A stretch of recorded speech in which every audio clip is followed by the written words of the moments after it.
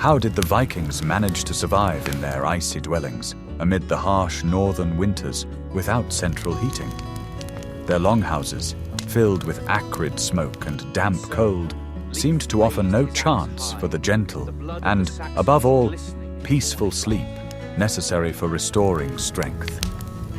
But they had a unique secret, unrelated to the power of fire or mystical rituals. It was an amazing engineering solution, created entirely from the simplest and most accessible gifts of their harsh Scandinavian land. This is a true story of how centuries-old ingenuity and refined craftsmanship transformed ordinary straw, coarse wool, and processed skins into a reliable and warm bastion against the most merciless northern frost.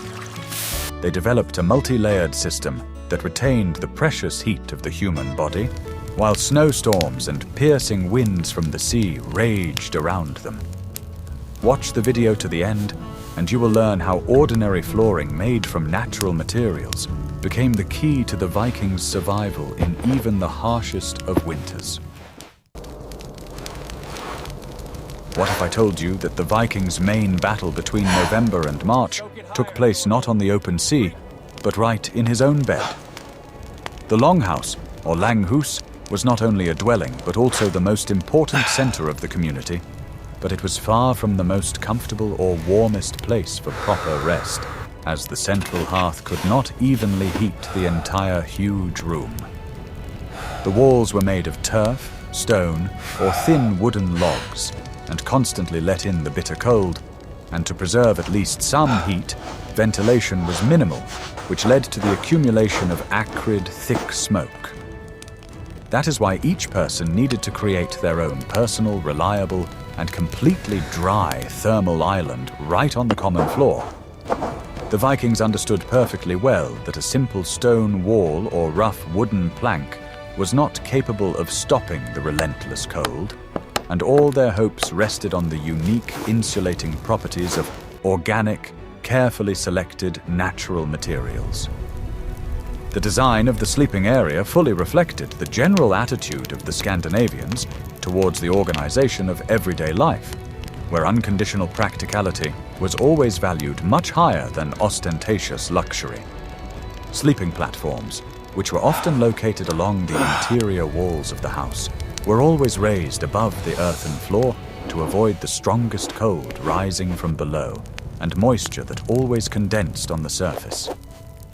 This raised frame, similar to a wide bench, was already the first and important step towards creating a warm bed, while providing an air gap that was an excellent insulator.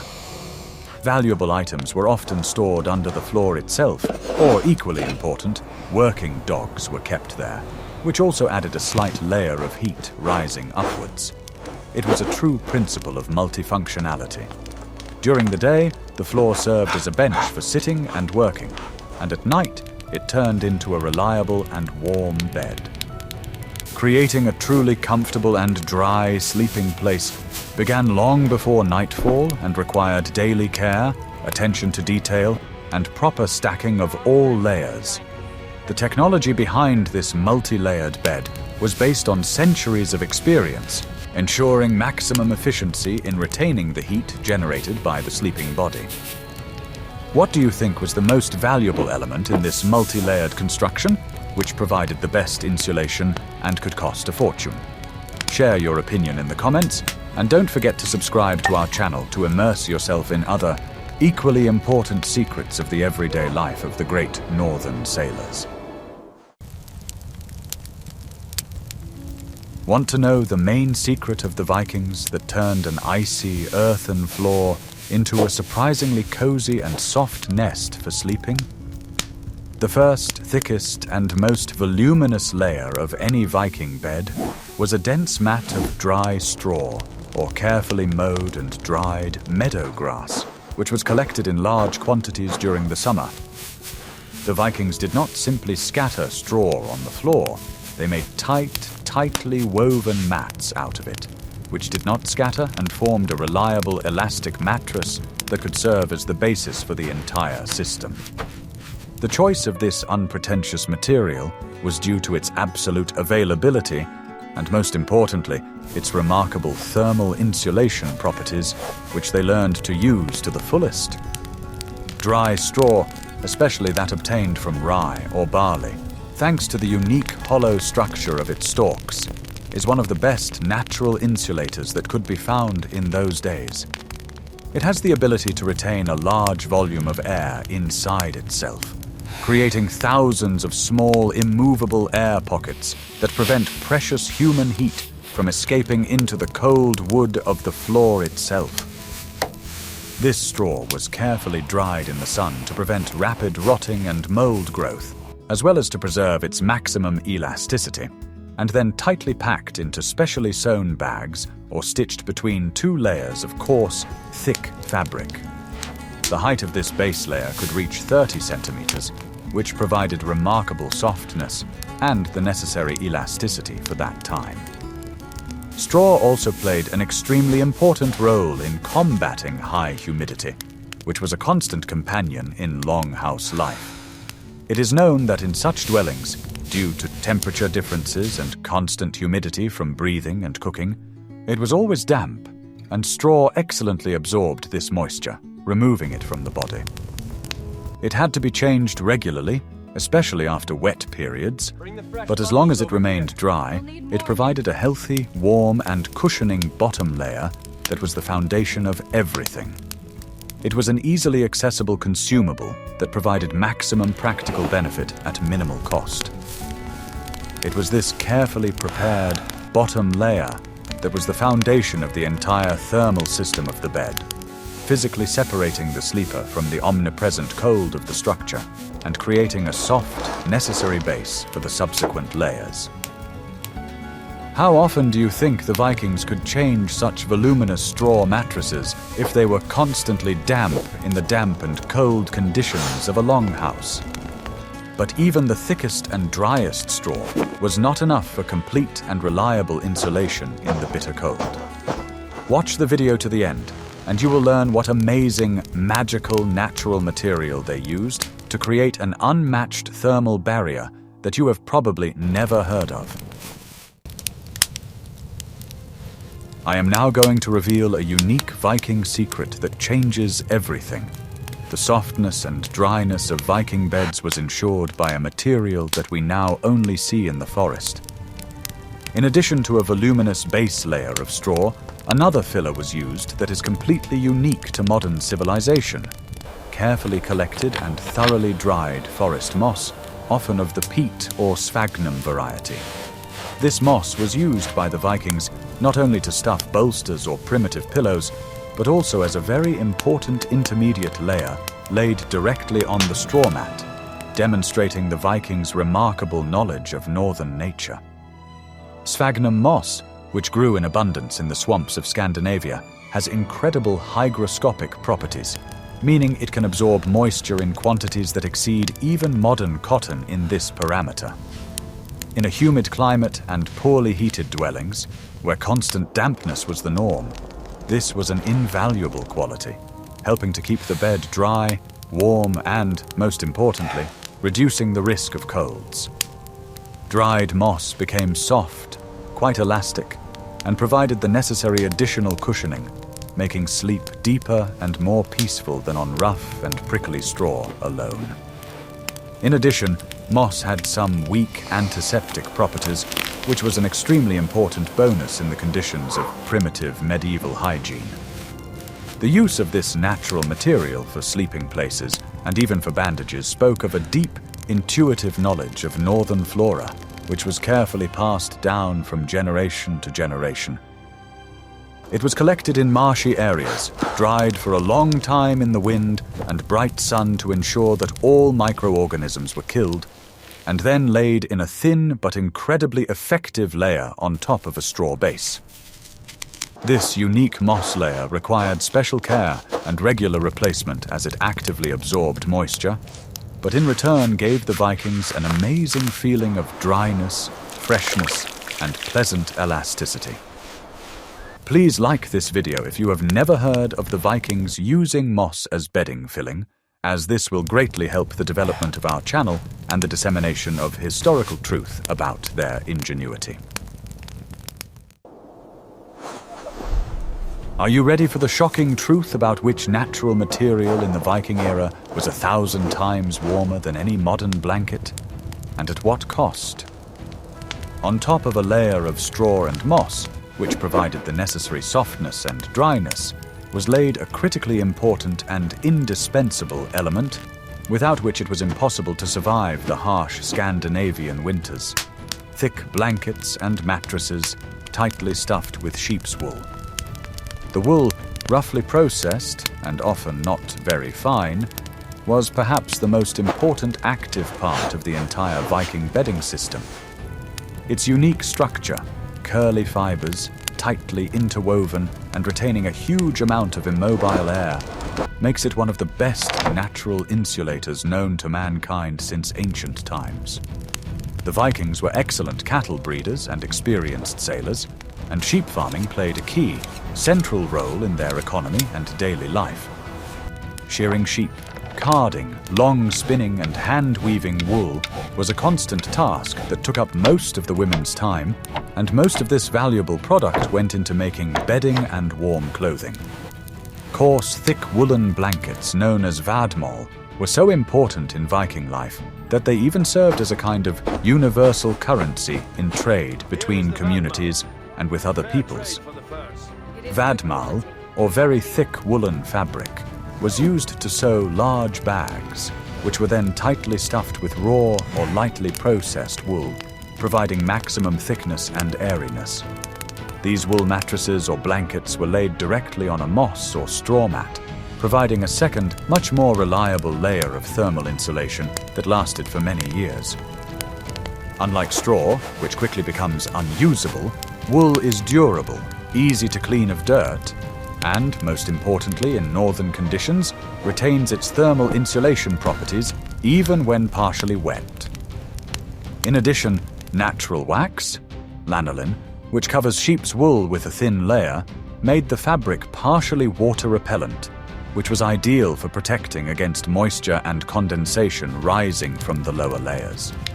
It was a true marvel of textile engineering, created entirely by hand without the use of complex machines. What function, apart from keeping warm, did thick wool serve in the beds of the Vikings, helping them in their daily lives? Are you ready to learn new details about the most expensive and prestigious layer of the Viking bed, which also served as a symbol of power? You will not find finer wool in all of the North Sea. Feel the weight of it. It is magnificent. We have a deal. The next and most expensive layer, lying on top of all the woolen blankets, was carefully tanned hides of large animals, obtained through hard hunting or livestock breeding. The skins were not used for softness or cushioning, as they were quite stiff, but served two main functions. They provided reliable protection from drafts, and were a visual demonstration of the family's wealth and high status. The larger and higher quality the skins were, and most importantly, the rarer they were, the richer and more influential the family was considered to be. The most valuable and warmest, and therefore the most desirable, were the skins of northern animals such as deer or elk. Reindeer skins were ideal because their fur consists of hollow hairs that retain heat perfectly, creating an almost impenetrable air barrier capable of protecting against the most severe frost. They were laid either fur side down to provide extra insulation and prevent slipping, or fur side up so that a person could wrap themselves in them like a large bag. At the same time, goat and sheep skins, which were much more accessible to ordinary people, were used in large quantities in less wealthy families. These skins underwent a thorough, laborious tanning process using vegetable tannins and animal fat to make them as soft and flexible as possible and prevent them from hardening in severe frost. The quality of the tanning was an important indicator of the skill of the housewife or hired craftsman, because a poorly processed skin quickly lost all its thermal insulation properties and became unusable. The skin, laid on top of all the layers, acted as an outer shell that prevented cold, drafty air from penetrating deep into the multi-layered bed. It served as a reliable, dense shield against drafts that constantly penetrated through the cracks in the wooden walls of the longhouse, and against smoke that swirled under the roof and could settle on the wool. Thus, the Viking bed was a veritable mini-fortress with multi-layered and well-designed protection from all the threats of the cold outside environment. What if I told you that the Vikings did a big cleanup once a year, which wasn't just a whim, but a vital procedure for their continued survival? Despite the overall reliability of the multi-layered construction, the Viking bed required constant care, and once a year, usually with the onset of warm spring, a complete and absolutely necessary renewal procedure was carried out. The old compressed, damp and dirty straw was completely discarded or burned in the hearth, and a fresh, absolutely clean layer, collected and dried the previous season, was poured in its place. This was not just a desire for cleanliness, but a key element in the fight against accumulated moisture, dirt, and loss of thermal insulation properties. The moisture and dirt accumulated over the long winter from people's bodies compressed the straw to a solid state, reducing the amount of air inside it and, accordingly, greatly reducing its ability to retain heat. As a result, the bed became not only cold, but also extremely hard, which threatened serious colds and illnesses. Therefore, spring renewal was a real, important ritual in which all family members took an active part to ensure healthy and comfortable sleep for the coming year. Thick wool mattresses and blankets were also taken out into the fresh air and bright sunshine, where they were thoroughly beaten and aired under the rays, which killed germs and eliminated unpleasant odors that had accumulated over the winter. The wool needed to be fluffed up to restore its airy structure and retain heat as effectively as possible, so it could even be combed through. Sometimes additional repairs were required, such as replacing worn areas or completely restuffing the filling. Animal skins underwent a separate cleaning procedure, which often included thorough airing, vigorous shaking, and possibly retreatment with natural fat to preserve their elasticity, softness, and water resistance. This laborious work was a direct investment in health and comfort, ensuring that the bed would once again become a reliable and warm refuge. But the Viking bed system was not just a place to sleep. It reflected social status and hierarchy. In the next chapter, you will learn how the quality of your bed determined your place in Viking society. The sleeping places in a Viking longhouse were not just ordinary utilitarian platforms. They were important and visible indicators of social status and the position a person occupied in the family or community. The main, warmest, driest, and most protected places were always located in the central part of the house, away from the cold end walls and entrance doors, which were always the main source of drafts and moisture.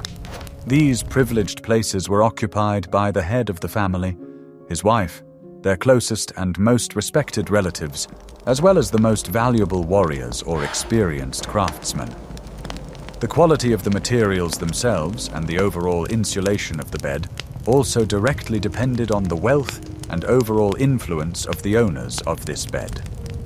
On the bed of a chieftain or jarl, one could see the best, thickest, and rarest furs, perfectly tanned, possibly even brought back from distant trading expeditions or conquests. The wool blankets here were denser, the sheep's wool was softer and better processed, and the straw flooring was higher and fresher, emphasizing his exceptional social position in the community.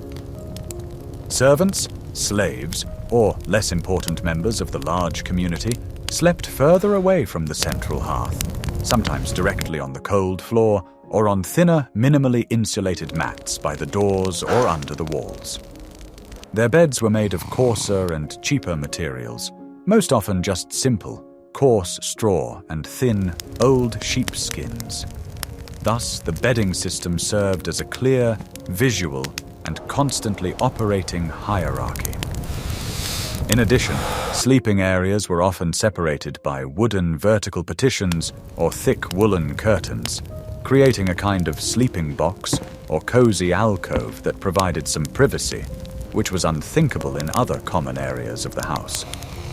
These partitions also helped to retain the heat generated by the sleepers much better, turning the box into a kind of autonomous, very warm capsule.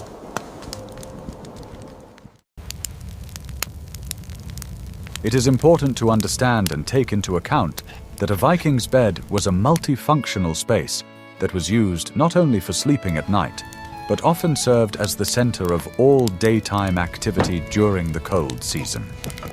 In a longhouse, where space was always very limited, these wide platforms along the walls could easily be converted into benches for sitting, work tables, and places for active communication.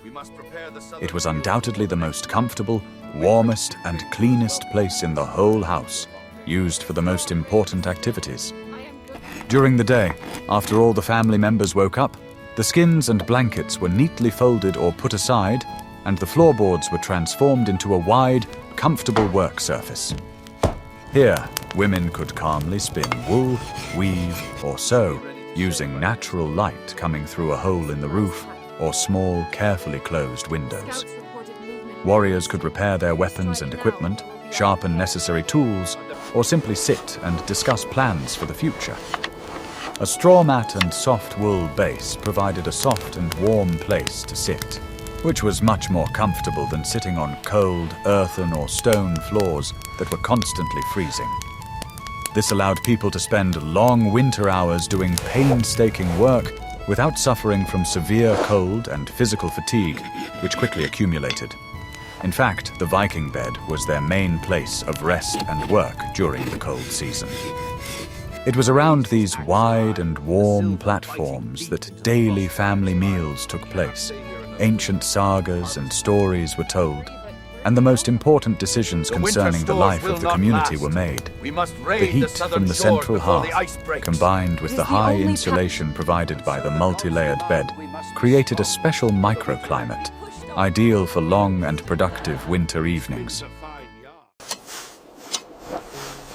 Each layer in this complex insulation system required enormous, painstaking effort and considerable time, from the simple collection of raw materials to the creation of the final, finished product. Creating a truly warm and reliable bed was a collective, year-long project that brought together the labor of farmers, shepherds, hunters, and domestic craftsmen. Creating the straw layer required hard work in the fields, harvesting grain, separating the stalks, drying them thoroughly and slowly, and storing them in a dry place to prevent rapid rotting and spoilage. This work had to be done in the summer to ensure that the family would be warm throughout the following winter, and the quality of the work directly affected the health and sleep of all family members. Wool processing was an even more complex and lengthy process, beginning with the annual shearing of sheep in early summer.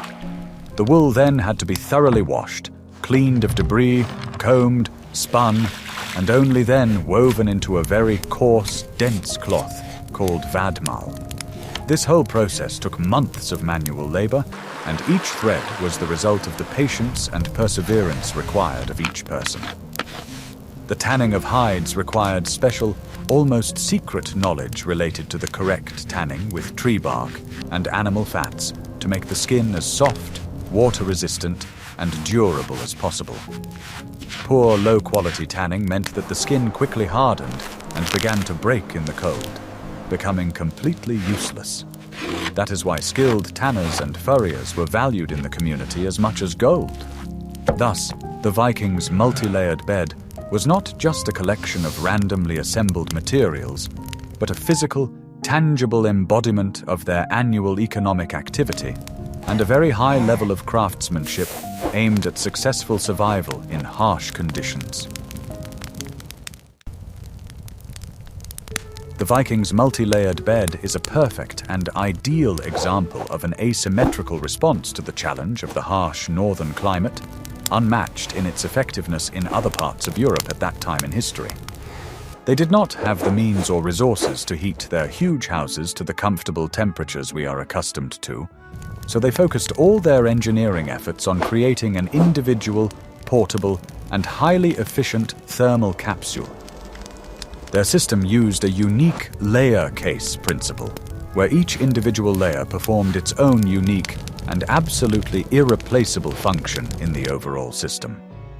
Straw provided the airbase and necessary cushioning, moss provided critically important dryness and freshness, wool provided the most reliable and dense thermal insulation, and tanned hides provided an outer wind and moisture barrier, completing the structure. It was a true triumph of engineering simplicity, brought to incredible perfection.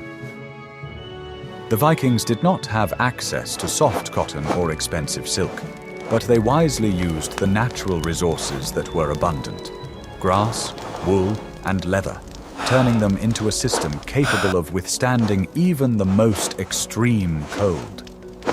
This system ensured that a warrior returning from a long and arduous sea voyage, soaked with cold and moisture, could fully recover in the warmth necessary for the next day.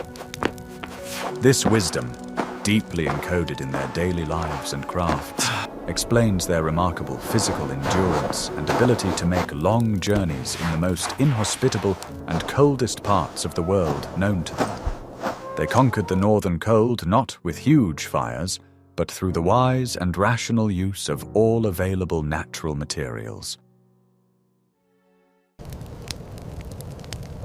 We have examined in detail how the Vikings, without the most sophisticated modern technologies, were able to create one of the most effective and reliable sleeping systems of the Middle Ages, using only what their harsh but rich land provided them.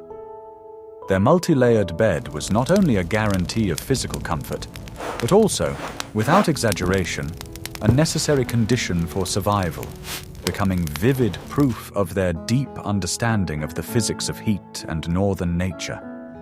It was a real, daily battle for warmth, one thanks to natural ingenuity, patience, and craftsmanship.